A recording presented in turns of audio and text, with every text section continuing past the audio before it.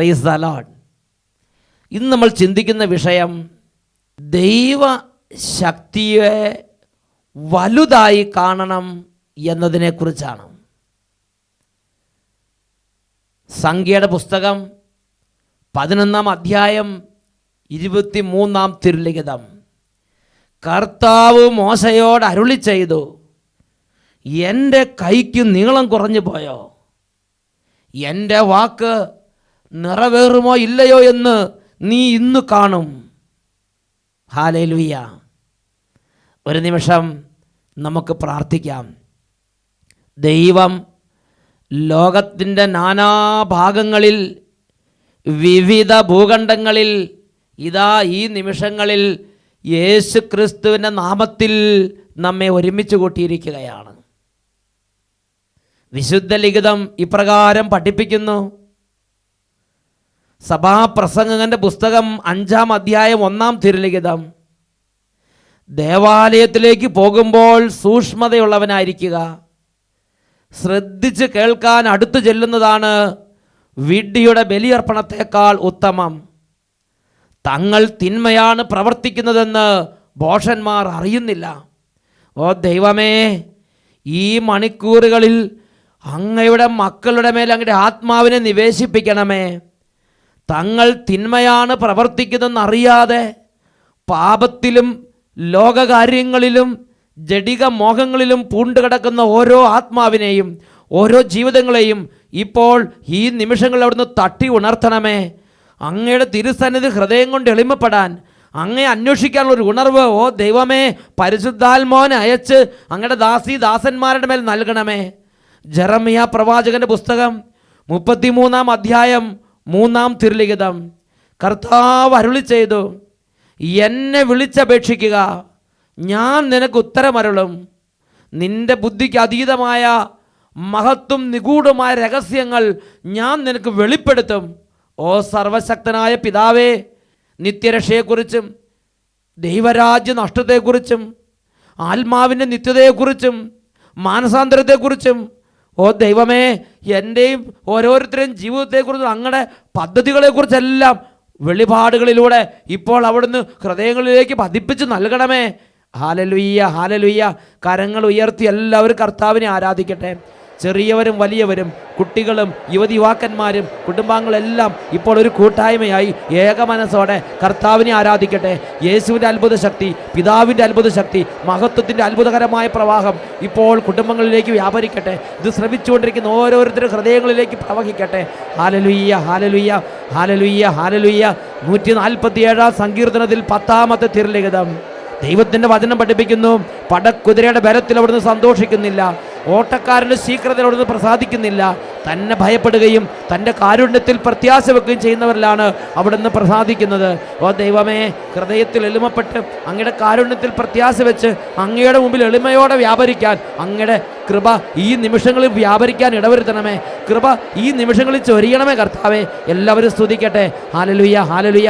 അഹങ്കാരത്തിൻ്റെ കോട്ടകൾ തകരട്ടെ, താൻ പോരുമഭാവത്തിൻ്റെ കെട്ടുകൾ അഴിയട്ടെ. കുടുംബങ്ങളെല്ലാം ദൈവകൃപയ്ക്ക് വേണ്ടി ദാഹം ഉണ്ടാകട്ടെ. കുഞ്ഞുങ്ങളുടെ ഹൃദയങ്ങൾ ഉണരട്ടെ, മാതാപിതാക്കന്മാരുടെ ഹൃദയങ്ങൾ തുറക്കപ്പെടട്ടെ. Hallelujah, hallelujah. യേശുവേ ആരാധന, ആരാധന. യേശുവേ ആരാധന, ആരാധന. യേശുവേ ആരാധന, ആരാധന. യേശുവേ സ്തോത്രം, യേശുവേ നന്ദി. യേശുവേ സ്തോത്രം, യേശുവേ നന്ദി. യേശുവേ സ്തോത്രം, യേശുവേ നന്ദി. Praise the Lord. ഹല്ലേലൂയ. സംഖ്യയുടെ പുസ്തകം 11-ാം അധ്യായം 23-ാം തിരുലിഖിതം. കർത്താവ് മോശയോട് അരുളി ചെയ്തു, എൻ്റെ കൈക്ക് നീളം കുറഞ്ഞു പോയോ? എൻ്റെ വാക്ക് നിറവേറുമോ ഇല്ലയോ എന്ന് നീ കാണും. എന്താണ് ഇങ്ങനെ ദൈവം തൻ്റെ പ്രിയദാസനോട് പ്രഖ്യാപിക്കാനുള്ള പശ്ചാത്തലം? പ്രിയപ്പെട്ട സഹോദരങ്ങളെ, പുറപ്പാട് പുസ്തകത്തിൽ ദൈവം നിരവധി അത്ഭുതങ്ങളിലൂടെ മോശയുടെയും അഹ്റോൻ്റെയും നേതൃത്വത്തിൽ ദൈവജനത്തെ ഈജിപ്തിൽ നിന്ന് പുറത്തു കൊണ്ടുവരുന്നതിൻ്റെ മനോഹരമായ ചിത്രങ്ങളുണ്ട്. സംഖ്യയുടെ പുസ്തകത്തിൽ അത് തുടർന്ന് മനോഹരമായി ചിത്രീകരിക്കപ്പെട്ടിട്ടുണ്ട്. അങ്ങനെ ദൈവജനം മോശയുടെയും അഹ്റോൻ്റെ നേതൃത്വത്തിൽ ദൈവത്തിൻ്റെ ശക്തമായ കരബലത്താൽ, അത്ഭുതകരമായ ഇടപെടലാൽ, ദൈവത്തിൻ്റെ നേതൃത്വത്തിൽ ഇതാ മുന്നേറിക്കൊണ്ടിരിക്കുകയാണ്. അങ്ങനെ ഇരിക്കുമ്പോഴാണ് യാത്രയുടെ ഒരു പ്രത്യേക ഘട്ടത്തിൽ വെച്ച് ജനം ഭയങ്കരമായിട്ട് ദൈവത്തോട് മറുതലിക്കുകയാണ്, ദൈവത്തോട് എതിർക്കുകയാണ്. അവർ പറയുകയാണ്, ഈ ദൈവത്തിൻ്റെ കരത്തിൻ്റെ കീഴെ ഇരുന്നിട്ട് എന്താ കാര്യം? ഇങ്ങനെ ദൈവത്തെ അനുസരിച്ച് നടന്നിട്ട് ഇപ്പം എന്താ കാര്യം? ആ ഈജിപ്തിലായിരുന്നെങ്കിൽ നല്ല ഉള്ളിയും സവോളയും മത്സ്യവും ഇറച്ചിയൊക്കെ വെറുതെ കിട്ടുമായിരുന്നു. അവിടുത്തെ ഇറച്ചിയുടെ രുചി, അവിടുത്തെ മുഴുത്ത കഷ്ണങ്ങൾ, ഇതെല്ലാം അവർ ഓർത്തിങ്ങനെ പറഞ്ഞ് ദൈവത്തിൻ്റെ സന്നിധിയിൽ ഇറച്ചിയെക്കുറിച്ചും ഉള്ളിയെക്കുറിച്ചും സവോളയെക്കുറിച്ചും ചുമന്നുള്ളിയെക്കുറിച്ചും വെള്ളുള്ളിയെക്കുറിച്ചും വെള്ളരിക്ക മത്തങ്ങ എല്ലാത്തിനെക്കുറിച്ചും പറയാൻ അവർക്ക് നാവുണ്ട്. എന്നാൽ ദൈവത്തിൻ്റെ അത്ഭുതത്തെക്കുറിച്ച് സംസാരിക്കാൻ അവർക്ക് നാവില്ല. അവർക്ക് ഈജിപ്തിൽ കണ്ട കലക്കവെള്ളത്തെക്കുറിച്ച് എല്ലാം പറയാൻ അവർക്ക് 100 നാവാണ്. എന്നാൽ ദൈവത്തിൻ്റെ സ്നേഹത്തെക്കുറിച്ചോ ദൈവം നടത്തിയ വഴികളെക്കുറിച്ചോ ദൈവത്തിൻ്റെ ശക്തിയെക്കുറിച്ചോ പറയാൻ അവർക്ക് നാവില്ല, മിണ്ടാൻ അവർക്ക് സ്വരമില്ല, കാണാൻ അവർക്ക് കണ്ണില്ല. ഇങ്ങനെ ജനം ദൈവത്തെ പ്രകോപിപ്പിക്കുകയാണ്. ദൈവജനത്തിൻ്റെ ഭാഗത്തുനിന്ന് വലിയൊരു ദൈവനിന്ദ അരങ്ങേറുകയാണ്. ഈ സമയത്ത് ദൈവം ഇടപെടുകയാണ്. ദൈവം മോശ പ്രവാചകനോട് പറയുകയാണ്, ഈ ജനത്തിന് മുഴുവൻ തിന്നാൻ ഞാൻ ഇറച്ചി കൊടുക്കും. അവർ തിന്ന് അവരുടെ മൂക്കിൽ കൂടെ പുറത്ത് വന്ന് ഓക്കാനും വരുന്നത് വരെ തിന്നാൻ ഞാൻ അവർക്ക് ഇറച്ചി കൊടുക്കും. അതാണ് സംഖ്യയുടെ പുസ്തകം 11-ാം അധ്യായം അതിൽ 20-ാമത്തെ തിരുലിഖിതം. നിങ്ങളുടെ മൂക്കിലൂടെ പുറത്ത് വന്ന് ഓക്കാനും വരുന്നത് വരെ 1 മാസത്തേക്ക് നിങ്ങളത് ഭക്ഷിക്കും. എന്തുകൊണ്ടെന്നാൽ നിങ്ങളുടെ ഇടയിൽ വസിക്കുന്ന കർത്താവിനെ നിങ്ങൾ ഉപേക്ഷിക്കുകയും ഈജിപ്തിൽ നിന്ന് പോന്നത് ബുദ്ധിമോശമായി എന്ന് വിലപിക്കുകയും ചെയ്യുന്നല്ലോ. ഈജിപ്തിൽ നിന്ന് പോന്നത് ബുദ്ധിമോശമായി എന്ന് ഇവർ വിലപിക്കുകയാണ്. എന്താ കാരണം? അവിടുത്തെ വെള്ളുള്ളിയും അവിടുത്തെ ചുവന്നുള്ളിയും അവിടുത്തെ സവോളയും അവർക്കങ്ങോട്ട് പിടിച്ച്, ദൈവത്തിൻ്റെ ഈ പരിപാലനം അവർക്കങ്ങോട്ട് രുചിച്ചില്ല, ദൈവത്തിൻ്റെ നടത്തിപ്പ് അവർക്കങ്ങോട്ട് മനസ്സിൽ തട്ടുന്നില്ല. ദൈവിക കാര്യങ്ങളെ ഹൃദയം കൊണ്ട് അംഗീകരിക്കാൻ പറ്റാത്ത, ദൈവത്തോട് മറുതലിക്കുന്ന ഒരു ജനത്തിൻ്റെ സ്വഭാവമാണ് സംഖ്യയുടെ പുസ്തകം 11-ാമത്തെ അധ്യായത്തിൽ കാണുന്നത്. അതിൽ മനമെടുത്ത് ദൈവം ഇറങ്ങി വന്ന് പ്രഖ്യാപിക്കുന്ന ഭാഗമാണ് സംഖ്യ 11:20 നമ്മൾ വായിച്ചത്. ഇതാ ഞാൻ മാംസം തരും, നിങ്ങളത് ഭക്ഷിക്കും. 1, 2, 5, 10, 20 ദിവസത്തേക്കല്ല, നിങ്ങളത് തിന്നുക. പിന്നെയോ നിങ്ങളുടെ മൂക്കിലൂടെ പുറത്ത് വന്ന് ഓക്കാനും വരുന്നത് വരെ 1 മാസത്തേക്ക് നിങ്ങളത് തിന്നും. എന്തെന്നാൽ നിങ്ങളുടെ ഇടയിൽ വസിക്കുന്ന കർത്താവിനെ, നിങ്ങളുടെ പരിശുദ്ധനെ നിങ്ങൾ ഉപേക്ഷിക്കുകയും ഈജിപ്തിൽ നിന്ന് പോന്നത് ബുദ്ധിമോശമായി എന്ന് വിലപിക്കുകയും ചെയ്യുന്നല്ലോ. ഉടനെ മോശ ദൈവത്തോട് ചോദിക്കുകയാണ്. ഇതാണ് നമുക്ക് മനസ്സിലാകാത്ത വേറൊരു ഭാഗം. മോശ ദൈവത്തോട് ചോദിക്കുകയാണ്, കർത്താവേ, ഇവിടെ 1, 2, 5, 10 ആളുകളല്ല. ഒരു കല്യാണത്തിന് നമുക്കറിയാം, ഒരു കല്യാണത്തിന് തന്നെ ഒരു നേരം ഒന്ന് മെനയ്ക്ക് ഭക്ഷണം കൊടുക്കണമെങ്കിൽ 100, 400 ഒരു കാളേനെ, ഒരു പോത്തിനെ മുട്ടിക്കൊല്ലണം. എന്നാൽ തന്നെ ഒരു നേരത്തെ അല്ലെങ്കിൽ ഒരു 2 നേരത്തെ ഭക്ഷണം ശരിക്കും കൊടുക്കാൻ പറ്റുള്ളൂ. അങ്ങനെയാണെങ്കിൽ മോശ ചോദിക്കുകയാണ്, എൻ്റെ കൂടെ 6 ലക്ഷം യോദ്ധാക്കളുണ്ടെന്ന് അങ്ങേക്ക് അറിയാമോ? ഇവർക്കെല്ലാം മൂക്കി കൂടെ വരുന്നവരൊന്ന് തിന്നാൻ കൊടുക്കാമോ? അതാണ് സംഖ്യയുടെ പുസ്തകം 11-ാം അധ്യായം 21-ാം വാക്യം. മോശ കർത്താവിനോട് പറഞ്ഞു, എന്നോടൊത്ത് 6 ലക്ഷം യോദ്ധാക്കൾ തന്നെയുണ്ട്. 6 ലക്ഷം യോദ്ധാക്കൾ തന്നെയുണ്ട്. അപ്പോൾ കുട്ടികളും പുരുനീസുകളും വേറെ, യോദ്ധാക്കൾ തന്നെ 6 ലക്ഷമുണ്ട്. എന്നിട്ടും അങ്ങ് പറയുന്നു 1 മാസത്തേക്ക് അവർക്ക് തിന്നാൻ ഞാൻ മാംസം നൽകാമെന്ന്. ആടുകളെയും കാളകളെയും അവർക്ക് മതിയാവോളം അങ്ങ് അറക്കുമോ? നോക്കാം മോശയുടെ സംശയം. ഇവർക്ക് ഈ 6 ലക്ഷം യോദ്ധാക്കൾക്ക് തിന്നാൻ തക്കവണ്ണം, പിന്നെ അതിനനുസരിച്ച് ഭാര്യമാരും കുട്ടികളും അങ്ങനെ ഒരുപാട്. അപ്പോൾ ഇതുങ്ങൾക്കെല്ലാം മൂക്കിൽ കൂടെ പുറത്തു വരുന്നവരെ തിന്നാൻ അങ്ങ് എത്രമാത്രം കാളകളെയും ആടുകളെയും അറക്കും എന്നാണ് മോശ ദൈവത്തോട് സംസാരിക്കുന്നത്. അങ്ങേക്ക് അതിനൊക്കെ സാധിക്കുമോ? മോശ അത്ഭുതം കൂറി ദൈവത്തിന് മുമ്പിൽ നിൽക്കുകയാണ്. അടുത്ത വചനം ശ്രദ്ധിക്കാം. അവർക്ക് തൃപ്തിയാവുവോളം കടലിലെ മത്സ്യത്തെ അവിടെ നിന്ന് ഒരുമിച്ച് കൂട്ടുമോ? പ്രിയപ്പെട്ട സഹോദരങ്ങളെ, ഇവിടെ എന്താണ് സംഭവിച്ചത്? ജനത്തെ പോലെ തന്നെ മോശയും ആ ജനം ദൈവിക ശക്തിയെ തുച്ഛീകരിച്ച് കണ്ട്, ആ ജനം ദൈവിക ശക്തിയെ നിസ്സാരമായി കണ്ട്, ആ ജനം ദൈവത്തെ നിസ്സാരമായി കണ്ടു. അതേ ആ അരൂപി, അതേ ആ ഒരു പ്രവണത, ആ ഒരു ട്രെൻഡ്, ആ ഒരു സ്വാധീനം ഇതാ മോശയുടെ മേലും അല്പാൽപമായി കയറിയിരിക്കുകയാണ്. മോശ ചോദിക്കണം, അങ്ങേക്ക് ഇതിന് കഴിയുമോ? അങ്ങ് ഇത്രമാത്രം ആടുകളെയും കാളകളെയും കൊല്ലുമോ? അത്രമാത്രം മീനെ ഒരുമിച്ച് കൂട്ടുമോ? അപ്പോഴാണ് ദൈവമായ കർത്താവ് പറഞ്ഞത്. അതാണ് സംഖ്യ 11:23. കർത്താവ് മോശയോട് അരുളി ചെയ്തു, എൻ്റെ കൈക്ക് നീളം കുറഞ്ഞു പോയോ? എൻ്റെ വാക്ക് നിറവേറുമോ ഇല്ലയോ എന്ന് നീ ഇന്ന് കാണും. എനിക്ക് കാളകളെയും ആടുകളെയും അറക്കേണ്ട ആവശ്യമില്ലെന്ന് നിനക്ക് അറിയാൻ പാടില്ലേ? എൻ്റെ വചനം വഴി ഞാൻ എൻ്റെ പ്രവൃത്തികൾ നിർവഹിക്കുമെന്ന് നിനക്ക് അറിഞ്ഞുകൂടായിരുന്നോ? എൻ്റെ വാക്ക് നിറവേറുമോ, എൻ്റെ വചനം കൊണ്ട് ഇത് നടക്കുമോ ഇല്ലയോ എന്ന് നിൻ്റെ കണ്ണുകൊണ്ട് നീ കാണുമെന്ന് മോശയോട് ദൈവം പറയുകയാണ്. പ്രിയപ്പെട്ട സഹോദരങ്ങളെ, ഇവിടെ തൽക്കാലം ദൈവം മോശയെ അങ്ങോട്ട് റിലീസ് ചെയ്ത് വിട്ടയച്ചിരിക്കുകയാണ്. എന്നാൽ ഇതിന് തക്കതായ പ്രത്യാഘാതം വരുമെന്നുള്ള കാര്യത്തിൽ സംശയമില്ല.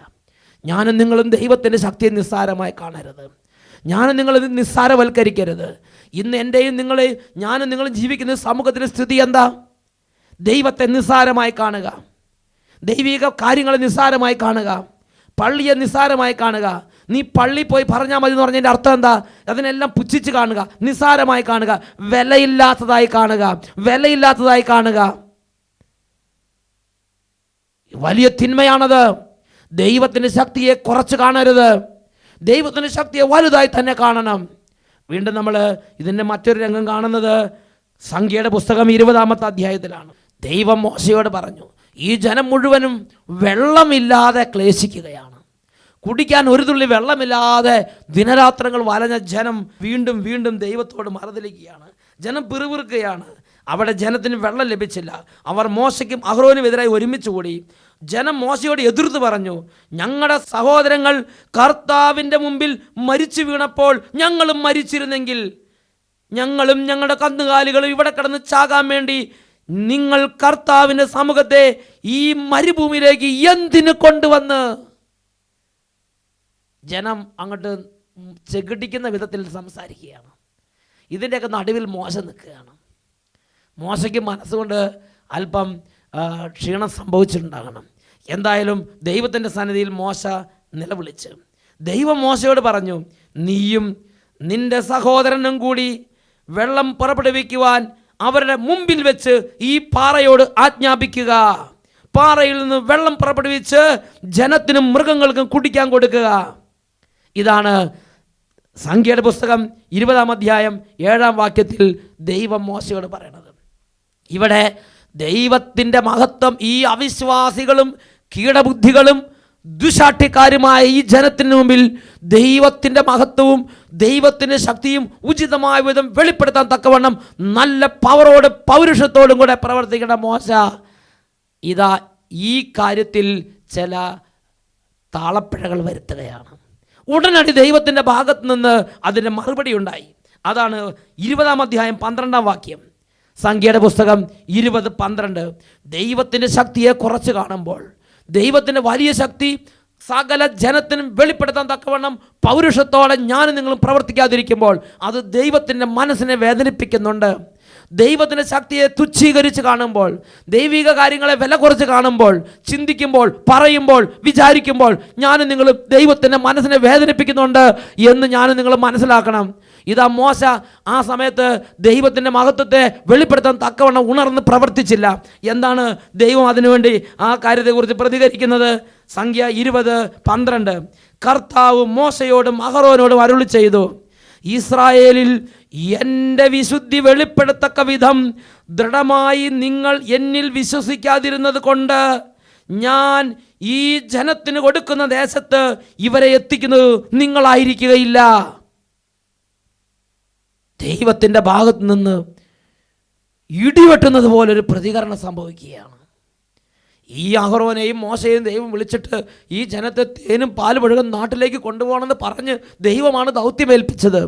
എന്നാൽ മാർഗമധ്യേ ഈ ജനത്തിൻ്റെ കീടസ്വഭാവം പോലെ തന്നെ ഇവരുടെ സ്വഭാവവും പല വിധത്തിൽ ദൈവത്തിൻ്റെ മഹത്വത്തിന് ചേരാത്ത വിധത്തിലായി മാറിയപ്പോൾ, ദൈവത്തിൻ്റെ ശക്തിയെ തുച്ഛീകരിച്ച് കാണാൻ തുടങ്ങിയപ്പോൾ ഇതാ ദൈവത്തിൻ്റെ ഭാഗത്ത് നിന്ന് കടുത്ത ഒരു നടപടി ഉണ്ടാവുകയാണ്. അതാണ് സംഖ്യ 20:12. ഇനി ഈ കാര്യത്തെക്കുറിച്ച് നീ സംസാരിക്കേണ്ട എന്ന് പറഞ്ഞ് കർത്താവ് കട്ട് ചെയ്തിട്ടാണ് ഇത് പറയുന്നത്. എന്താണത്?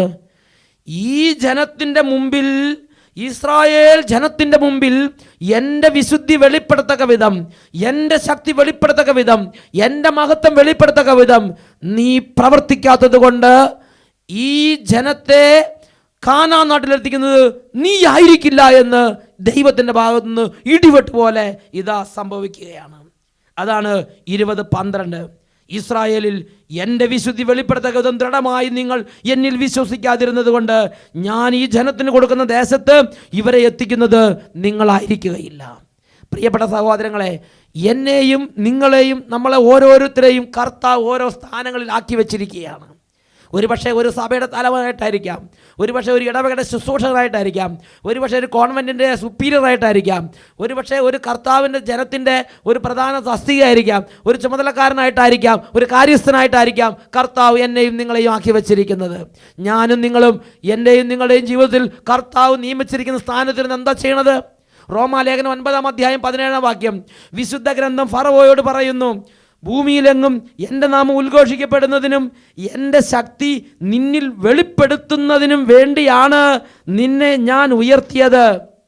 എൻ്റെ ശക്തി നിന്നിലൂടെ ഈ ലോകത്തിൽ വെളിപ്പെടുത്തി ദൈവനാമത്തെ മഹത്വപ്പെടുത്താൻ വേണ്ടിയാണ് ഞാൻ നിന്നെ ഉയർത്തിയത്. പ്രിയ ദൈവ പൈതലേ, നീ ഇന്നൊരു ഡോക്ടറായിരിക്കാം, നീ ഇന്നൊരു എഞ്ചിനീയർ ആയിരിക്കാം, നീ ഇന്ന് ഓസ്ട്രേലിയയിലോ അമേരിക്കയിലോ UK-യിലോ ഏതെങ്കിലും ഒരു രാജ്യത്തായിരിക്കാം. നിന്റെ ദൈവം നിന്നെ ആ രാജ്യത്ത് എത്തിച്ചത്, നിന്റെ ദൈവം ഈ പൊസിഷനിൽ എത്തിച്ചത്, നിന്റെ ദൈവം നിനക്ക് വിദ്യാഭ്യാസം തന്നത്, നിന്റെ ദൈവം നിനക്ക് ആരോഗ്യം തന്നത്, നിന്റെ ദൈവം നിനക്ക് നൽകിയ താലന്തുകൾ നിനക്ക് തോന്നിവാസം ധൂർത്തടിക്കാൻ വേണ്ടിയുള്ളതാണെന്ന് ചിന്തിക്കരുത്.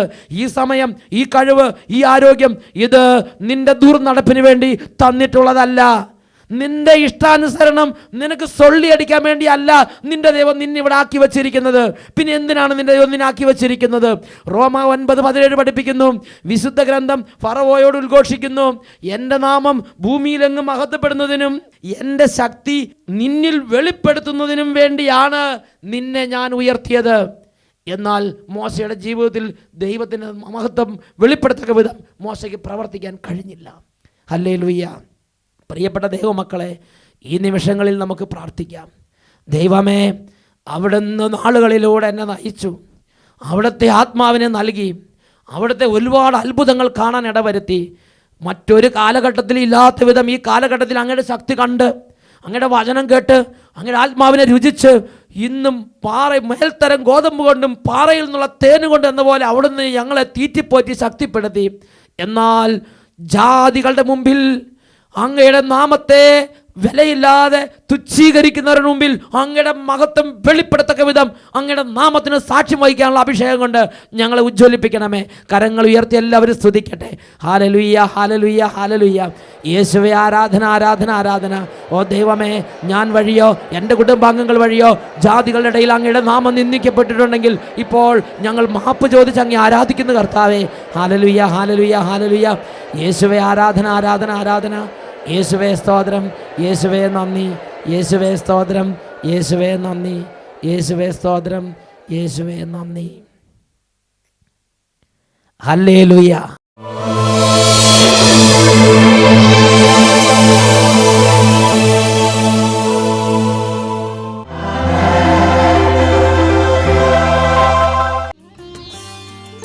സഭാപ്രസംഗങ്ങളുടെ പുസ്തകം 11-ാം അധ്യായം 4-ാം തിരുലിഖിതം. കാറ്റ് നോക്കിയിരിക്കുന്നവൻ വിതയ്ക്കുകയോ മേഘങ്ങളെ നോക്കിയിരിക്കുന്നവൻ കൊയ്യുകയോ ഇല്ല. കാറ്റ് നോക്കിയിരിക്കുന്നവൻ വിതയ്ക്കുകയോ മേഘങ്ങളെ നോക്കിയിരിക്കുന്നവൻ കൊയ്യുകയോ ഇല്ല. ഈ നിമിഷങ്ങളിൽ 2 കരങ്ങൾ ഉയർത്തി സർവശക്തനായ ദൈവത്തിൻ്റെ സന്നിധിയിൽ ജീവിതത്തിൻ്റെ എല്ലാ ദുഃഖങ്ങളും വെളിപ്പെടുത്തി പ്രാർത്ഥിക്കട്ടെ. പിന്നെ പ്രാർത്ഥിക്കാം, ഒരു മൂഡ് വരുമ്പോൾ പ്രാർത്ഥിക്കാം, നന്നായിട്ടൊന്ന് ഒരുങ്ങിയിട്ട് നാളെ പ്രാർത്ഥിക്കാം. മകനെ, മകളെ, നീ ചിന്തിക്കരുത്. ഇതാ രക്ഷയുടെ നിമിഷം, ഇതാ കർത്താവ് അരികത്തുള്ള ഈ സമയത്ത് തന്നെ അവിടുത്തെ വിളിച്ചപേക്ഷിക്കുക. Hallelujah, hallelujah. യേശുവേ, യേശുവേ, യേശുവേ. ഓ ദൈവമേ, ഈ അത്ഭുത നിമിഷങ്ങളിൽ ആയിരക്കണക്കിന് കുടുംബങ്ങളിൽ അത്ഭുതങ്ങൾ ചൊരിയുന്ന ഈ സമയത്ത് ദൈവമേ, രോഗികളുടെ മേൽ ഇപ്പോൾ അവിടുന്ന് കൈകൾ വെക്കണമേ. കിടപ്പ് രോഗികളുടെ മേൽ അവിടുന്ന് കൈകൾ വെക്കണമേ. മാറാ രോഗങ്ങൾ, എത്ര ചികിത്സിച്ചിട്ടും സൗഖ്യം കിട്ടാത്ത രോഗത്തിൻ്റെ മേൽ അങ്ങയുടെ നാമം മിന്നൽ പിണറുകൾ പോലെ ഇപ്പോൾ പ്രവഹിച്ചുകൊണ്ടിരിക്കട്ടെ. Hallelujah, hallelujah. ഓ ദൈവമേ, തഴക്കദോഷങ്ങൾ, എത്ര ശ്രമിച്ചിട്ട് വിട്ടുമാറാത്ത മദ്യപാനം, എത്ര ശ്രമിച്ചിട്ട് വിട്ടുമാറാത്ത മയക്കുമരുന്നിൻ്റെ അടിമത്തം, വഴക്കാളി സ്വഭാവം, താൻപോരിമ ഭാവം, എതിർചിന്ത, വിശ്വാസക്കുറവ്, യുക്തിവാദത്തിൻ്റെ ആധിപത്യം, അവിശ്വാസം, ദൈവിക കാര്യങ്ങളോട് താല്പര്യമില്ലായ്മ, ഹൃദയം അടഞ്ഞിരിക്കുന്ന അവസ്ഥ, ഹൃദയം കല്ലിച്ചു പോയ അവസ്ഥ, യേശുവിന്റെ നാമത്തിൽ ഇപ്പോൾ വിട്ടുമാറിപ്പോകട്ടെ. Hallelujah, hallelujah. ഓ കർത്താവേ, ദൈവിക കാര്യങ്ങളെ ഗ്രഹിക്കാൻ പറ്റാത്ത വിധം മന്ദിച്ചു പോയ ഹൃദയങ്ങളിലേക്ക് അങ്ങയുടെ അത്ഭുതകരമായ സ്പർശനം ഇപ്പോൾ ലഭിക്കട്ടെ. തലമുറകളായി ശാപക്കെട്ടുകളിരിക്കുന്നവരുന്ന് ശാപത്തിൻ്റെ കെട്ടുകൾ അഴിഞ്ഞ് ഈ നിമിഷം വിടുതൽ സംഭവിക്കട്ടെ. Hallelujah, hallelujah. യേശുവേ, ആരാധന,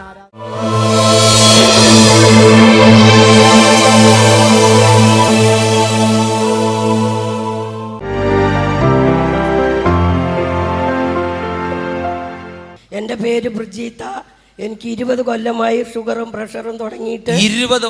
ബ്രിജിത്താമ്മയ്ക്ക് വയസ്സ് എത്രയായി? 67 വയസ്സായി. 67 വയസ്സുള്ള ബ്രിജിത്താമ്മ ഒരു പ്രത്യേക സാക്ഷ്യമാണ്. ശ്രദ്ധിച്ച് പറ. അപ്പോൾ എൻ്റെ കാലിലേക്ക് 10 മാസമായി ഷുഗർ തുടങ്ങിയിട്ട് 2 വിരൽ പഴുത്തു, നീരും വെച്ചു, നടക്കാനും പറ്റില്ല, വല്ലാത്ത വിഷമത്തിലായിരുന്നു ഞാൻ. എൻ്റെ മോൾ ഇവിടെ കന്യാശ്രീ മോള് ലിമ സിസ്റ്റർ വിളിച്ചു പറഞ്ഞു, അമ്മ ശാലോ TV-യിൽ എല്ലാ ആഴ്ചയും അഭിഷേകാഗ്നി കാണാൻ പറഞ്ഞു. എന്നിട്ട് 8:30 തുടങ്ങി. ഞാൻ കാലുവേദന സഹിക്കാതെ ഇരുന്ന് കരഞ്ഞ് പ്രാർത്ഥിക്കുകയായിരുന്നു. അപ്പം ചാച്ചന് TV-യിലുള്ള അധികം വിശ്വാസമില്ല. ചാച്ചന് ഇങ്ങനത്തെ കാര്യങ്ങളും വലിയ ബാക്കിയെല്ലാം വിശ്വാസം കൊണ്ട് നല്ല മനുഷ്യനാണ്. വേറെ ഒരു ഇങ്ങനത്തെ സെന്റിമെന്റ്സ് ഒന്നും എനിക്ക് ഇഷ്ടമല്ല എന്ന് പറഞ്ഞ് ചാച്ചന്റെ വഴിക്ക് പോകാം. അത് കഴിഞ്ഞ് എനിക്ക് തീരെ വയ്യാതായി കിടപ്പായി. അപ്പോൾ തലയെ കൈവച്ച് എല്ലാവരും പ്രാർത്ഥിക്കണം, കരഞ്ഞു പ്രാർത്ഥിക്കണം. അതായത് TV കൂടെ വചനം പ്രഘോഷിച്ചുകൊണ്ട സമയത്ത് അച്ഛനൊരു ആത്മാവ് പ്രേരണ തന്നു. ഇപ്പോൾ ഈ പ്രോഗ്രാമിൽ പങ്കെടുക്കുന്നവർ തൊട്ടടുത്ത് രോഗികളെ ആരെങ്കിലും ഉണ്ടെങ്കിൽ അവരുടെ ശിരസിലേക്ക് ഇപ്പോൾ യേശുവിന്റെ നാമത്തിൽ കൈകൾ വെക്കുക, യേശുവിന്റെ ആത്മാവ് വ്യാപരിക്കുമെന്ന് പറഞ്ഞു. അതനുസരിച്ച് അത് കേട്ടപ്പോൾ ഈ ചാച്ചൻ അറിയാതെ പോയി കൈവച്ചു പ്രാർത്ഥിച്ചു, കരഞ്ഞു പ്രാർത്ഥിച്ചു. 2 പേരും, ഞങ്ങൾ 2 പേരും മാത്രമേ ഉള്ളൂ എനിക്ക് സഹായത്തിന്. 2 പേരും കൊണ്ട് കരഞ്ഞു പോയി ആ സമയത്ത്. ആ ടെലിവിഷൻ നടന്നുകൊണ്ടിരുന്നപ്പോൾ അത് കഴിഞ്ഞ് ഞാൻ ഉറങ്ങിയിട്ട് 4-5 ദിവസമായി. അന്ന് രാത്രി അഭിഷേകം കഴിഞ്ഞ് കിടന്നുറങ്ങി. അപ്പം ഞാൻ പ്രാർത്ഥിച്ചു, എൻ്റെ കർത്താവേ, എൻ്റെ ഈശോപ്പച്ച, എൻ്റെ കാലിലേക്ക് ഒരു തുള്ളി രക്തം കഴുകി ഇത് മാറ്റി. 2 വർഷമായി പഴുത്ത് വെങ്ങി വേദനിച്ചിരിക്കുകയാണ് കാല്. അന്ന് രാത്രി പറഞ്ഞു, ഒരു തുള്ളി രക്തം വിശദീകരിക്കണേ. പിന്നെ അങ്ങനെ പ്രാർത്ഥിച്ചു. എനിക്ക് അട്ടപ്പാടിയിലേക്ക് യാത്ര ചെയ്യാൻ വയ്യാത്ത കാരണം ഞാൻ അവിടെ ഇരുന്ന് പ്രാർത്ഥിച്ചു. അന്ന് തന്നെ എൻ്റെ കാല് വേദന കുറഞ്ഞു. രാത്രി 9 മണിക്ക് തുടങ്ങിയിട്ട് 5 മണി വരെ ഒറ്റ ഉറക്കം. നേരം വെളുത്ത്